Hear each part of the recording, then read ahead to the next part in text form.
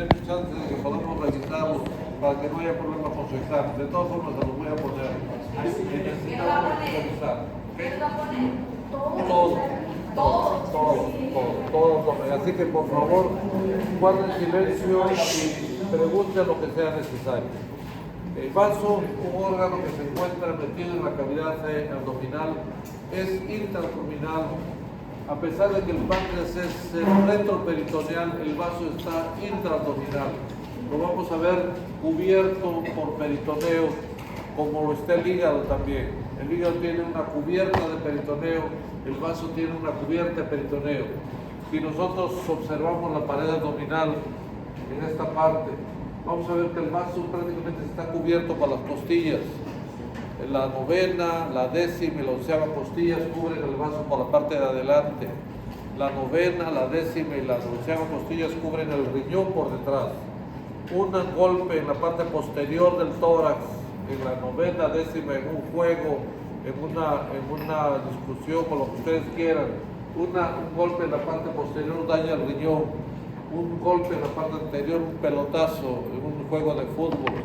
¿Cuántas veces hemos visto niños llegando o jóvenes llegando con una ruptura de vaso, con una lesión, un golpe en la parte anterior, novena, décima, onceava costilla? Ahí se encuentra el vaso. En la parte más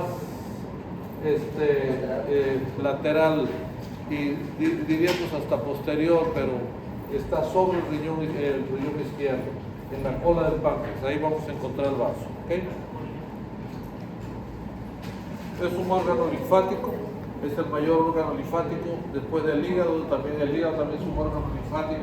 Hemos dicho que el hígado es el mayor productor de linfa. Este es un órgano linfático. En el feto produce. El feto es un órgano hematopoyético, productor de células de la sangre.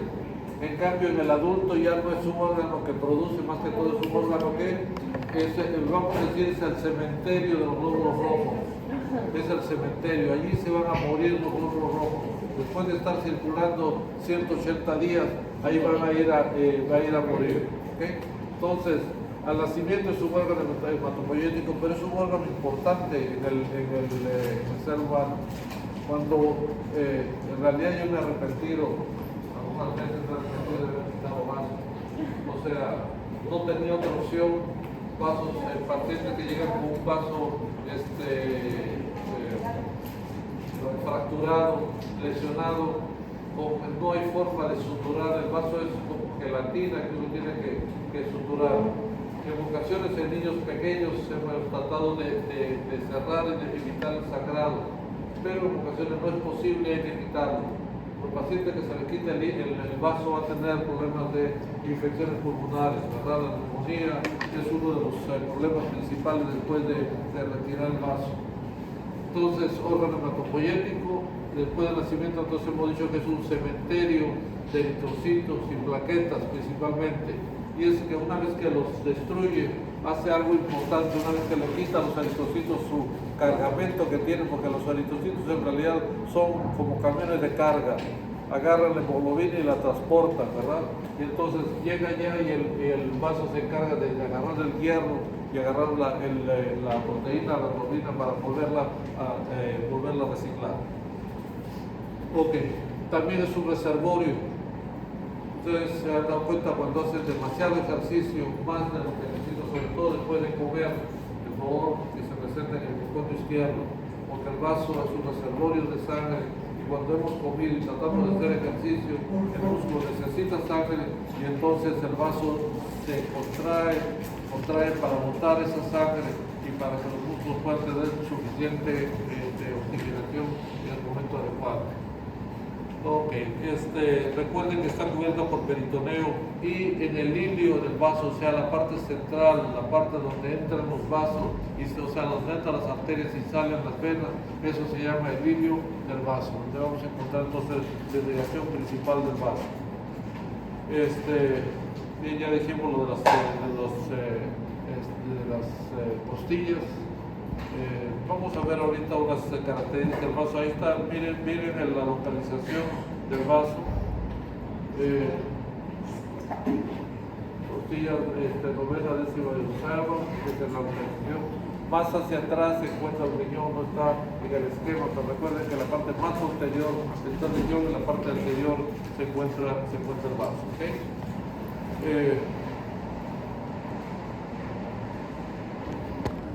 Una cápsula formada por peritoneo. Dentro encontramos trabéculas o banda fibrosa. Les decía que es difícil suturar el vaso. El vaso también está dividido en porciones, vamos a decir, en pequeños segmentos, porque las arterias son segmentarias. Una arteria que llega al vaso no va a irrigar, no se va a hacer un círculo, va a un segmento del vaso. Por eso a veces es posible quitar esa porción y tratar de evitar la hemorragia. En mis tiempos, aquellos años, no teníamos nosotros el material que se tiene ahorita de poder llegar al vaso, digamos, y tratar de cauterizar y de cerrar. No se puede con un instrumento brusco, como un cortagujas o como una pinza de Kelly, no se puede hacer eso. En cambio, ahorita tenemos instrumentos mucho más finos para poder llegar y poder quitar, digamos, una porción del vaso y evitar, eliminar ese tejido linfoide que es importante para el organismo. El vaso se une al estómago por medio de ligamento que se llama gastroesplénico y hacia atrás se une por un ligamento que se llama el ligamento esplenorenal. Son dos ligamentos, quiere decir que son dos partes del peritoneo que hacen que el vaso se junte. Son dos ligamentos que mantienen el vaso en su lugar. Uno se llama el gastroesplénico, que es donde están los vasos cortos, y el ligamento esplenorenal que está en la parte posterior que une el vaso con el riñón. Vamos con la irrigación del vaso. El vaso está irrigado solamente por la arteria esplénica. ¿Okay? Ahí están los detalles. Va a estar irrigado por la arteria esplénica. La arteria esplénica le va a dar 5 arterias aproximadamente, a veces un poco más, pero son 5 arterias. Todas ellas, como dice, van a los segmentos vasculares del vaso. Y esto dice, aunque es en un principio era un poco teórico, pero las esplenectomías son totales, que actualmente sí se pueden realizar con buenos instrumentos. Sí hay que hacer una resección de vaso con laparoscopía. Es largo el procedimiento, pero es posible hacerlo y con una técnica adecuada. Bien, ahí está la irrigación del vaso. La arteria esplénica, una vez que da las arterias para el páncreas, hemos dicho que 10 arterias, principalmente la pancreática dorsal y la pancreática magna, de ahí va a llegar hacia el vaso y va a dar las 5 ramas mínimas, 5 ramas en el hilo esplénico. ¿Okay? Ahorita les voy a mostrar un vaso en realidad o cómo se ve en la realidad de un cuerpo. Veamos nomás el drenaje venoso, tiene que ver a través de la vena esplénica, que es la única vena que drena el vaso. Esa vena esplénica va a juntarse, hemos dicho, con la vena mesenterica inferior y va a formar parte de la vena porta. En realidad el vaso no es una parte del sistema digestivo, pero está relacionado aquí el bloqueo de su drenaje venoso con el sistema digestivo. Y el drenaje linfático va a ser principalmente a los ganglios pancreáticos, esplénicos. Estos ya son muy conocidos por ustedes. Ganglios pancreáticos esplénicos que se encuentran en el dorso, en el borde superior del páncreas, ahí lo vamos a encontrar. Y de ahí de los pancreáticos esplénicos van a ir a los celíacos. Ya sabemos el camino, ¿verdad? Celíacos, y de los celíacos a la cisterna de Pequet y al conducto torácico. ¿Okay? Ahí está el drenaje venoso del vaso. Dos lugares donde va a drenar las venas del vaso. Uno es a través de la vena esplénica, otro es a través de los vasos cortos. Estos vasos cortos que a veces nos hacen llorar. Los vasos cortos están localizados en el fondo del estómago y a veces al traccionar el estómago para ir al vaso se arranca eso y produce un sangrado muy especial. O sea, para hacer una esplenectomía no es tan sencillo, porque el vaso no es tan visible. Necesitamos traccionar el estómago, jalar el estómago para que el vaso se venga hacia adelante y poder trabajar con él. Al jalarlo a veces se dañan los vasos cortos. Esos son las venas que se encuentran en el fondo del estómago. Y otra vena de drenaje es esta, que la gastrociploica izquierda. ¿Okay? Inervación, principalmente este órgano tiene una inervación simpática, ¿verdad? Simpática, que es vasomotora para aumentar el calibre de los vasos. Un detalle que ya aprovechando lo que dice aquí, la mayoría de los nervios simpáticos corren junto con las arterias. ¿Okay? En este caso, los simpáticos van a ir alrededor de las arterias. Por eso, la arteria esplénica lleva la inervación simpática dentro del vaso. ¿Okay? Preguntas hasta aquí, mientras busco mi ¿lo qué? Enfermedades del vaso, ok. Tenemos varios problemas en general, hay varios problemas del vaso. El más común, grande, no común, eso va a ser la esplenomegalia. Va a ser la esplenomegalia. Y la esplenomegalia, una vez estando en la residencia, nos tomaban el examen de R1, R2, R3, R4, etc. Estábamos de R1, nosotros éramos 3 R1, y estaban dando examen de R2, y estaban los maestros alrededor, y los maestros no son como los que somos ahorita, ¿verdad? O sea, eran duros con ganas, y nos costaba trabajo pasar del R1 al R2. Él estaba de R2 pasar a R3 y le tocó una colestectomía. Estaba haciendo la colestectomía y nos habían advertido: ustedes no abran la boca, porque cualquier cosa que digan, el maestro va a empezar. Si ustedes preguntan algo, ellos me van a preguntar a mí, y yo no quiero problemas durante la colestectomía. Así que estaba operando todos callados, él estaba haciendo era una colestectomía abierta, no era laparoscópica, estaba abierta, él estaba sacando, nosotros simplemente estábamos ayudando, jalando, dando instrumentos, etc. Y de pronto uno de los compañeros, cuando estaba terminando él, todo estaba muy bien, sacó la vesícula, ligó el cístico, miró el lecho hepático, estaba limpio, todo estaba perfecto. Cuando de pronto uno de los compañeros se agarra y dice, él jala esto, y entonces jala, y al jalar el estómago para revisar, salió un vaso grande. Tenía el paciente una esplenomegalia. Jala el vaso y el muchacho dice, mi compañero dice, ¿qué vasote? Suficiente, se agarra y le pregunta, ¿qué cosa es? ¿Qué cosa es esto? Pues, doctor, así quedó por luz.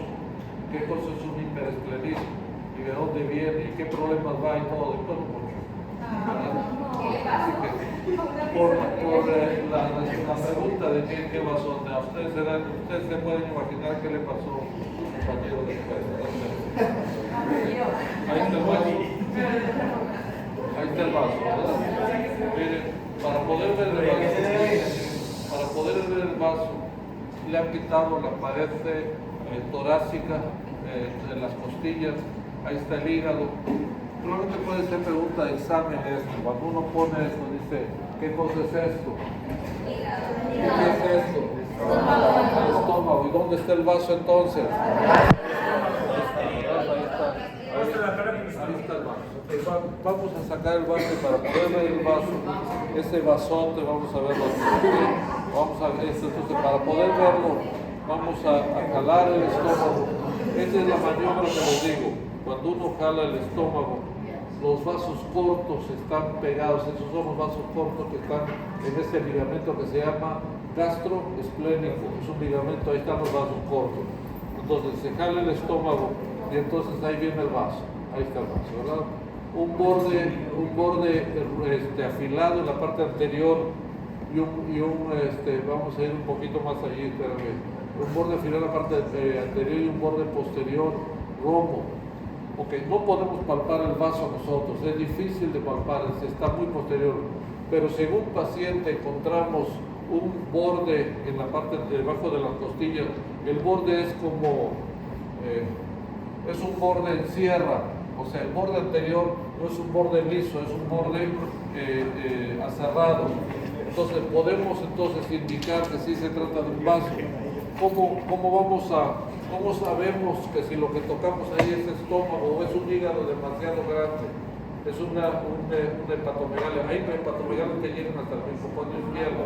Pero si en el borde, aquí están las costillas, vamos a ver, aquí está los arcos costales, ahí está el estómago, aquí está esta parte, y entonces encontramos un borde así.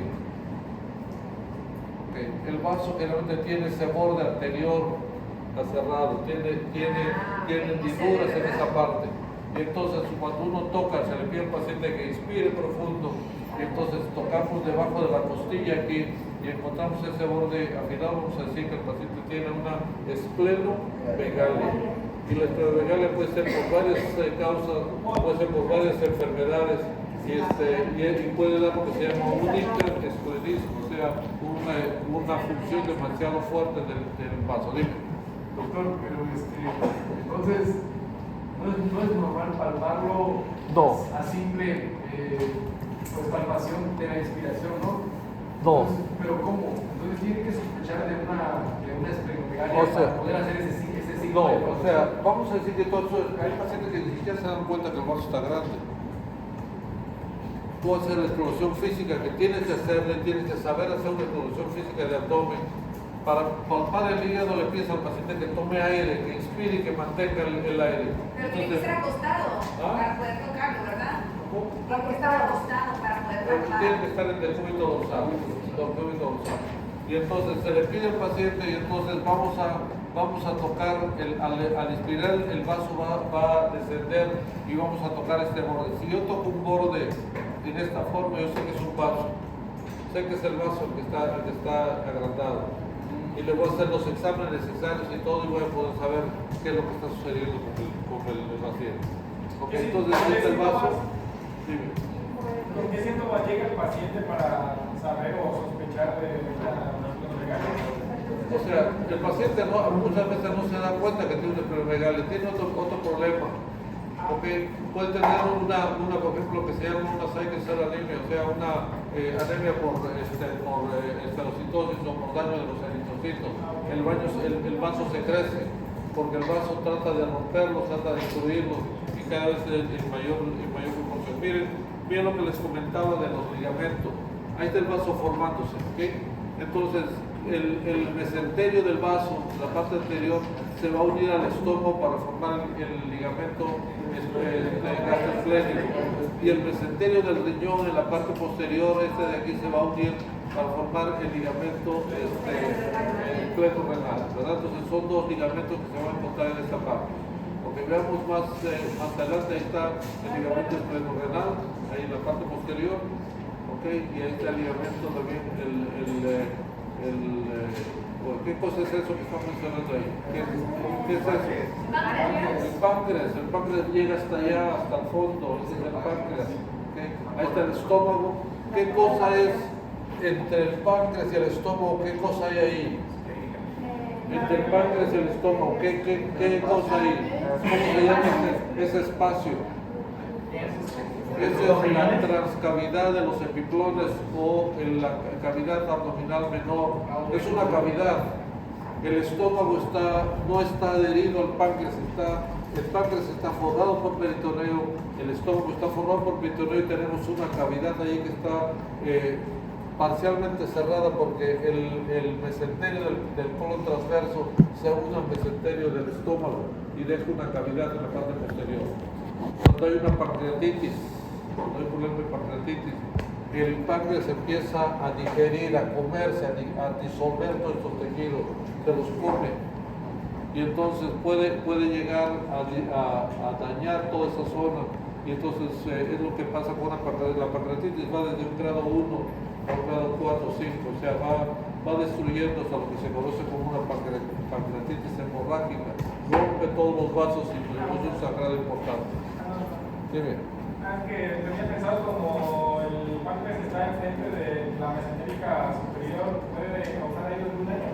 Puede causar, o sea, no llega a romper la mesentérica superior, pero recuerden la cantidad de vasos que tiene el páncreas. produce lo que se llama una pancreatitis hemorrágica, que es prácticamente mortal. ¿Okay? Bien, veamos entonces, ahí está el vaso. Miren el borde anterior del vaso, ahí está, lo que les comentaba. Mírenlo ahí. Miren el borde anterior del páncreas, cómo está dentado. Esa es la característica del vaso. ¿Okay? Lo vemos, está pegado a las costillas.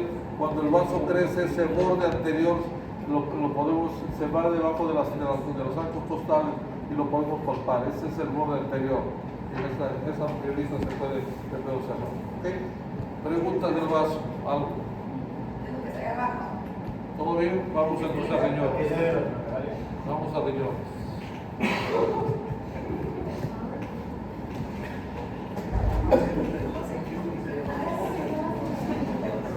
Y entonces, doctor, ¿qué era lo que estaba abajo del vaso? ¿Qué es lo que estaba bajo el vaso que se veía como un cual intestino? Doctor, en la imagen que puso, lo que estaba... Un poquito más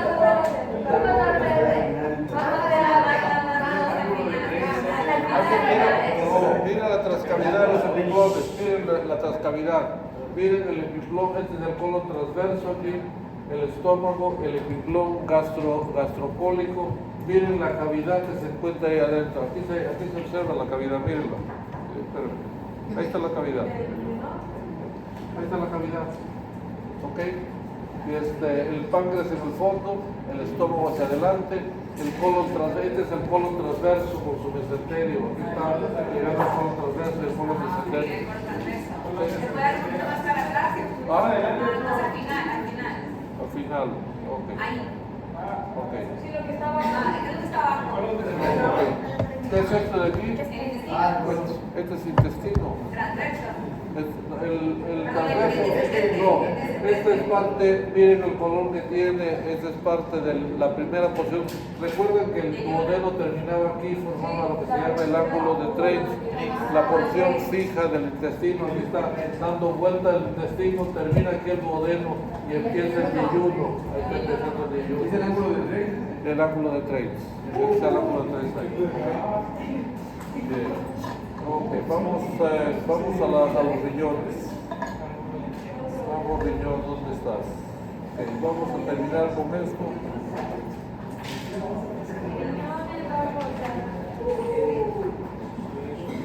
Riñones.